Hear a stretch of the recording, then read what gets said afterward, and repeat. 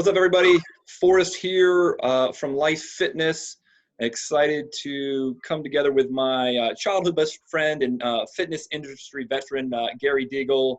So for those of you who don't know me, I'm the regional segment manager for YMCAs and nonprofits for Life Fitness, covering the East Coast. I've been a club rep prior to that for over 7 years, been with the company for about 9, and have known Gary literally since I was 3 years old. He has been in the fitness industry in various roles for over a decade. So excited to have him on today just to ask a few questions about what's going on with the pandemic and the quarantines and how it's impacting his fitness business and him personally and all of those things. So without further ado, Gary, appreciate you coming on, man, for the interview. Why don't you introduce yourself and give everybody a little quick background about your history in the fitness industry? Yeah. Hello, everyone. I'm Gary. And yeah, so I've known Forrest forever, and I've been in the fitness industry since essentially I was 20. I'm 35 now, so 15 years.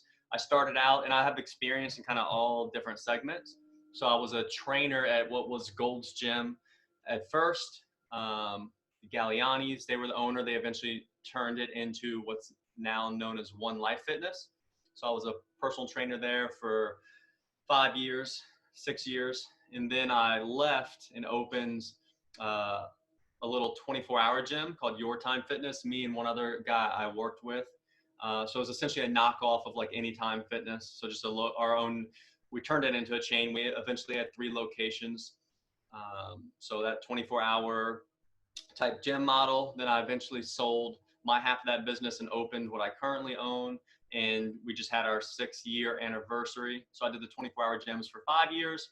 And in the last 6 years, Coastal Strength and Fitness, which is a large group training gym in Newport News, Virginia. So yeah, we've been rolling with that. It's so the business model is group training. Average class size is typically 10 to 15 people, but we can fit up to 24. So, peak times, we have some bigger classes, but kind of similar to, what CrossFit originally started, which is that almost warehouse group type feel. But ours, we focus a little more on the population and demographic of really 40 to 60-year-olds. The focus on, just kind of body recomposition. So losing a little bit of body fat, gaining strength, maintaining and improving your fitness for kind of like the real world and for life, so maintaining muscle, building strength, that kind of demographic. So yeah, that's kind of where we're at now, and have been for myself the last 5 or 6 years. No, that's good stuff, and right in line with some of the trends that we've seen in the fitness industry. In addition to the workouts and training, what other types of services or support do you provide your members in addition to the gym workouts and training that you offer in the facility? Yeah, so nowadays, and what we've seen great success with is it's so much more than just the workouts.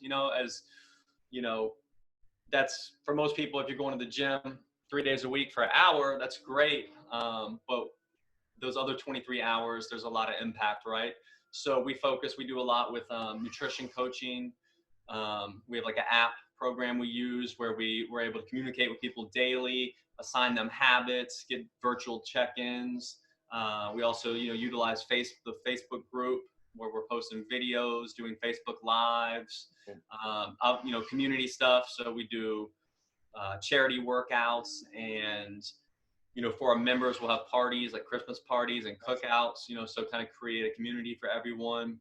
So, outside of just the gym, it's really, to sum it up, focusing on that community aspect as well, to create, nowadays everyone's so virtual, which even more so now, you want to have these businesses that force people to have human connection in person. And that's what's great about this gym model is it's something that creates that for people.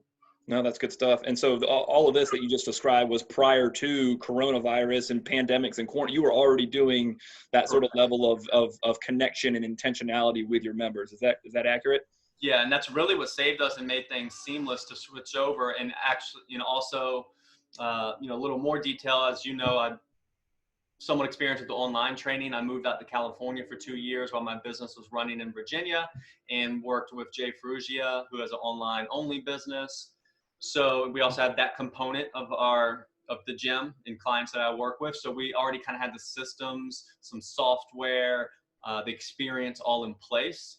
So, when the coronavirus came, we were able to switch our membership over to basically those systems and engagement all virtually with our current in-person gym members.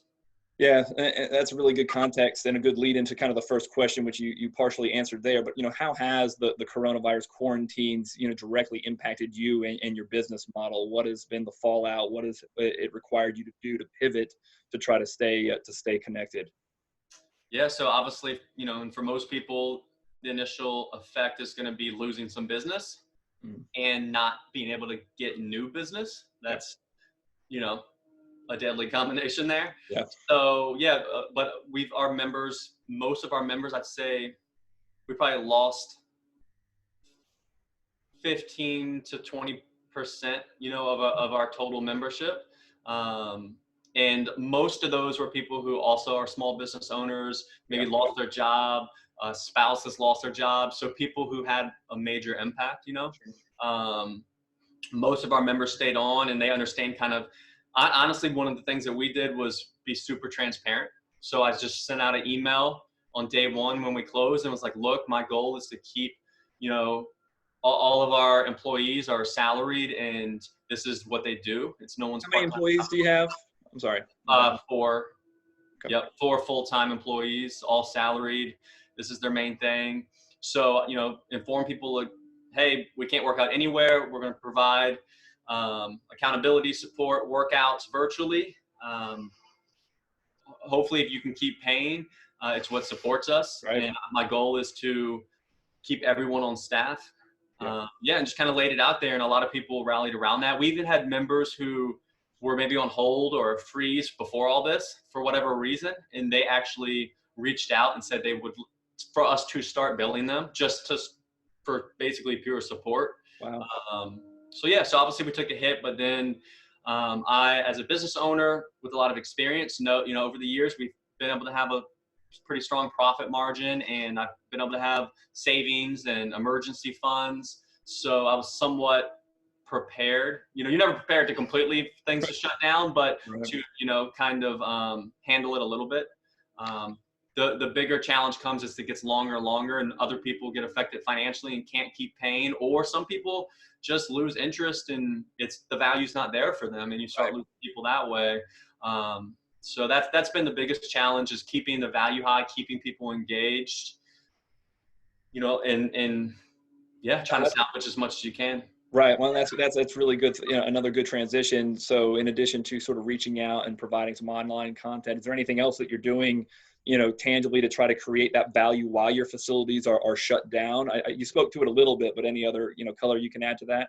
Yeah, we also, so for one, we position to people like, look, this is a time for a lot of people, their biggest challenge is nutrition. Right.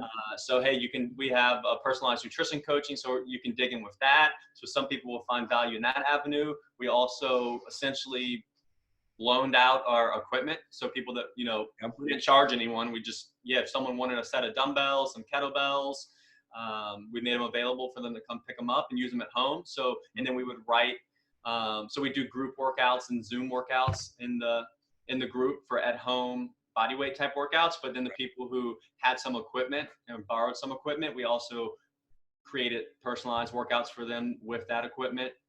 So you actually wrote them workouts for them to use with the equipment they took with them. Correct. Say they got a set of dumbbells and a kettlebell and a band. We're able to create, like an A and a B workout for them to alternate between using that equipment, how to progress with this, using the same weight and those kind of things. So that was another avenue outside of the virtual to just provide value. Yep. No, that's really cool to think about. Again, with a slightly smaller membership base by design, you can really deliver on that level of intentionality, which gets us sort of to the forward thinking portion of the program here. So from your perspective, what do you think it's going to look like for the economy to start opening back up? There's glimmers of hope that fitness facilities will be some of the first ones allowed to open back up. And how do you plan to recoup some lost members once you're able to do so back in your facilities? Yeah, it's going to be interesting. It's going to be a challenge, I think. So us being like larger group training, I think in general, with the stipulations that are going to be put in place, like Right. group training is not going to exist, at least for a while. So you start looking at the bigger gyms, your One Life, your Globo type gyms, so to speak. And, all their like cycling classes and Zumba classes probably aren't going to be happening. Their membership's so big, so it's going to be interesting to see what happens with those gyms, like how they're allowed to function. But for us, we're assuming that there's going to be essentially like you have to have 10 people or less. You're going to have some degree of social distancing, and you're going to have to be able to clean and wipe down everything after you use it. So for us, the challenge is, so if we can go down to, like 8 or 10 or less per class, but that becomes small, semi-private group training, right? Which is a completely different business model and price point. Right. So the two challenges for us are, well, we could do that, but then it changes our business. We'd have to raise the prices because we can't fit all our current members into that structure. Like we can't offer enough slots, right? So, but this might not be forever, right? We don't want to go back to all of a sudden we let 100 clients walk. We're able to retain 100, but then you can't get all those people back right away. So we would have a seamless transition. So we're actually planning on shortening our class time. So going from an hour to 30-minute workouts. That way we can still fit. So it doubles the amount of classes we can offer. Obviously the trade-off is they don't get as long of workouts, but as we all know as coaches and people, like if you're focused, you can get a very effective workout in 30 minutes. And ultimately there's really no other options. So this allows us to kind of keep the same amount of members or potential members, fit the same amount in our day by just shortening the workout. So our plan is to do 30-minute workouts, have people, schedule online through our software. We use Zen Planner. So, hey, 8 spots, you got to schedule ahead of time. You can't come if you're not scheduled in, and yeah, rock and roll that way. And then from there, sell that. That's what we're going to be selling. And then with that, so we're going to have 4 exercises a workout, or 4 stations. And then we're going to have sanitation stations at each station.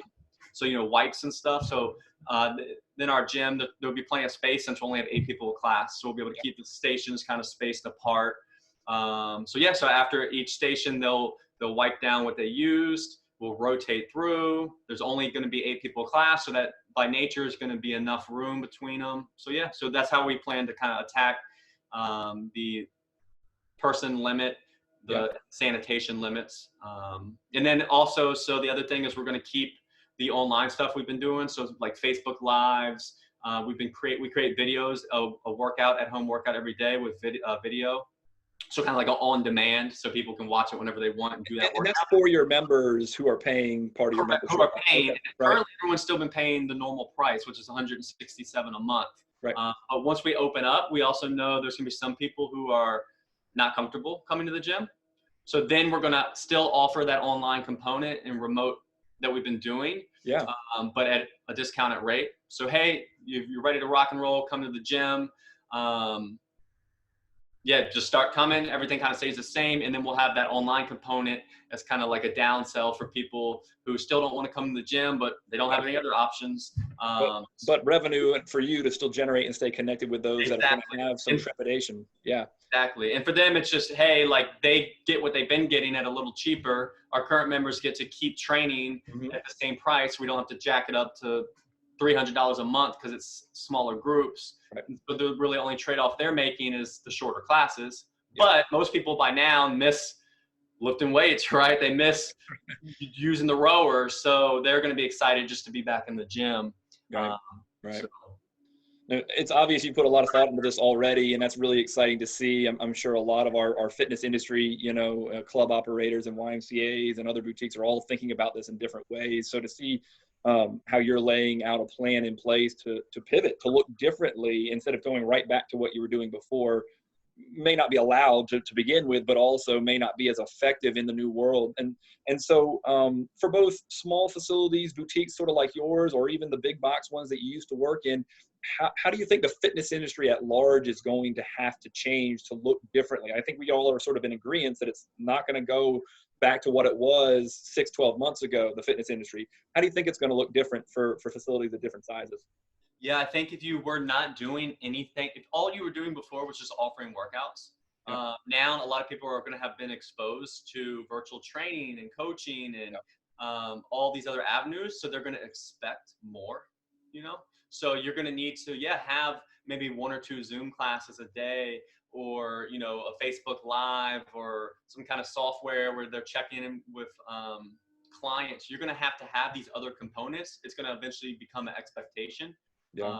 More people are also going to be looking for them because now they've used them. Maybe someone, whereas before, someone who never would have thought about having an online coach or trainer or doing online workouts, they never would have entertained that idea. Now they've been forced into it and maybe find they like it. Yeah. So there's going to be more people looking for that. So ultimately, it's going to, I think, a perfect example too is the bigger box gyms. They weren't ready for any of this. And, you know, so perfect example is I'm a member at the Gold's or the One Life Fitness. I work out there. So since all this went down, I got 1 email from them. Right. And that's it. I haven't heard then I think about what we've done with our clients, and obviously they're still paying us and it's a higher price point. But even in the very beginning, like all of a sudden we're doing videos, giving them nutrition guides, in contact with them 3 to 5 times a day via email, video. So it's like you see the difference of that personal connection. And then look, the people want to support us, want to pay us. I saw the story with Planet Fitness where they accidentally still billed everyone after they had closed, and people were suing them and pissed off. Right. Dude, that's $10 a month, and people were that angry at the principal, right? But our people are happily paying 167, right? So you see the difference of the connection and the community and caring. So I think and that's a super good point. And again, obviously it's a little bit of apples and oranges compared to, you know, your smaller facility versus a Planet Fitness with 10,000 members. But like even in the middle there, you know, my wheelhouse is the YMCA's, and you saw CEOs coming onto YouTube and the LinkedIn just saying, hey, stay with us. We need your support. We're going to do everything we can to provide value. They did online workouts, and they weren't the only type of organization that did this, but really sort of see a bigger facility trying to do that same thing, recognizing that not only do they need their members to stay with them, but also the members want to pursue their health and fitness goals. They want to stay connected and to achieve, you know, that same semblance of familiar fitness routine, and giving them access and online ways to do that. So that's really encouraging to see sort of, you know, what they were doing and have some similarities to what you have done in your smaller facility as well.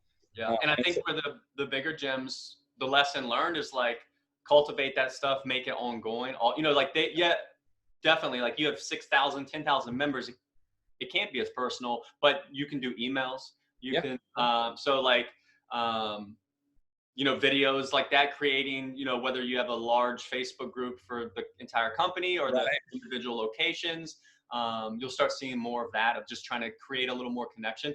I do an email blast almost daily. Yeah. And I have people who will probably never be clients at the gym and somehow ended up on my email list, and they will reply to certain emails just so like there's this connection just from email, right? Yeah, no, it is. Any connection point counts. Some are more valuable than others probably, but anything that you can do to stay connected. And again, we want to be careful to say, like, it looks different for every business model, and this took all of us on every side of this industry sort of by surprise. None of us could have predicted and had like a full bulletproof plan what to do in a pandemic that shuts down your industry. So, you know, a little bit of grace for everybody that's navigating this in different ways to try to stay, you know, solvent and to stay connected, all of those things. So that kind of leads me to my last question. And again, I know none of us have the crystal ball, but, you know, is there anything that you can be doing, that other facilities can be doing, to be better prepared for something of this magnitude of a quarantine, of a shutdown to the industry in the future? I mean, hopefully this never happens again, right? But maybe it does. Maybe 10 years from now, 20, 30 years from now, this happens again. Are there things that you can be doing, that you're doing, to think through that, just to be a little bit better prepared if this happens again? Yeah. Look, you almost don't want to, because you don't want to jinx it, you know? Right. So complete shutdown. I would ultimately say, if I knew it was going to happen now, what would I do differently?